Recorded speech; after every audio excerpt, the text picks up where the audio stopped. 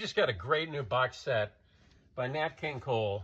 And I know, some of you who aren't familiar with what I bought, they're thinking, I don't do easy listening. Nat King Cole, Unforgettable, Mona Lisa. No, this is the Nat King Cole Trio. It's called Hitting the Ramp. It's on Resonance Records. Came out in 2019. It features his early years from 36 to 43, what was called the Nat King Cole Trio. It was a drummerless trio. It was him, guitar, and bass. And at the time, one of the earliest drummerless trios. I'm sure there was somebody who did it before him, but he was one of the guys who was known for popularizing or first using the drummerless trio. And it's a nice different sound. Anyway, this is fantastic stuff. And he was a really killer piano player, and I think overlooked as a piano player because of his golden voice.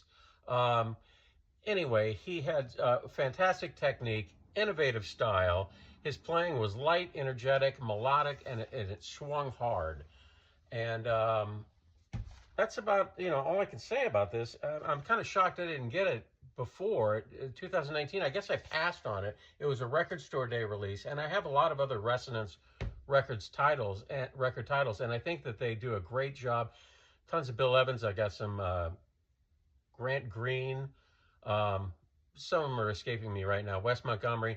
Anyway, highly recommended. Like I said, it's not the easy listening Nat Cole you're familiar with. This is the swinging, jumping, classy, sophisticated drummerless trio, and you can get this for under $100 on Discogs.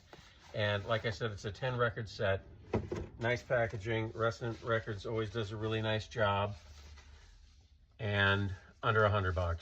So give it a listen. But if a 10 record set is a bit much, I know Rhino did a collection years ago. You could find an old Savoy Records collection floating around on vinyl in the dusty bins somewhere, maybe even the dollar bins. And this stuff is not expensive, and for a 10 record set of premium quality like this for under $100, old jazz, old certain jazz, big band stuff, and this stuff, not very expensive. I guess collectors aren't tripping over themselves to get it.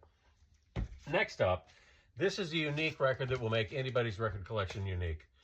Jimmy Haskell and his orchestra, Countdown. Think of it as flying saucer rock and roll.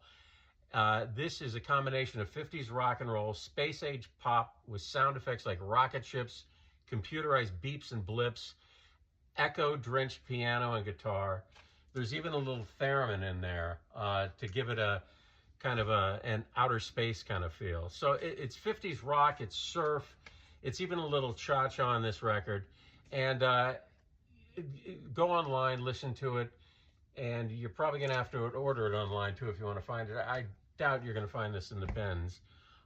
Anyway, interesting guy. He was a Grammy Award winner for his arrangements on Ode to Billy Joel, Simon & Garfunkel's Bridge Over Troubled Water, and Chicago, If You Leave Me Now. None of those songs I'm big fans of, but he had a diverse career. He composed film music for Pulp Fiction and The Matrix and Airplane from 1980.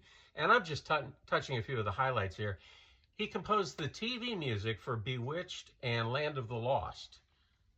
So check it out. Make your record collection interesting.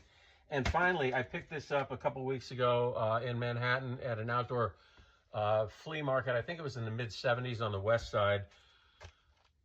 Une voix m'appelle, the modern Lebanese sounds of the Voix de l'Orient label. Voice of the Orient, I think, is what that translates to, label. This is stuff from 67 to 84. It was a prominent Lebanese label with Arabic pop, funk, jazz fusion. Artists include Omar Korshen, who, the king of Egyptian guitar. I've got a few Omar Korshen albums. And this is all stuff. The label operated from the mid-50s to the early 2000s. And is now defunct. But this collection just came out on, 2025, Now Again Records. So, beautiful cover, interesting music. Check it out online. That's it for now. Thanks.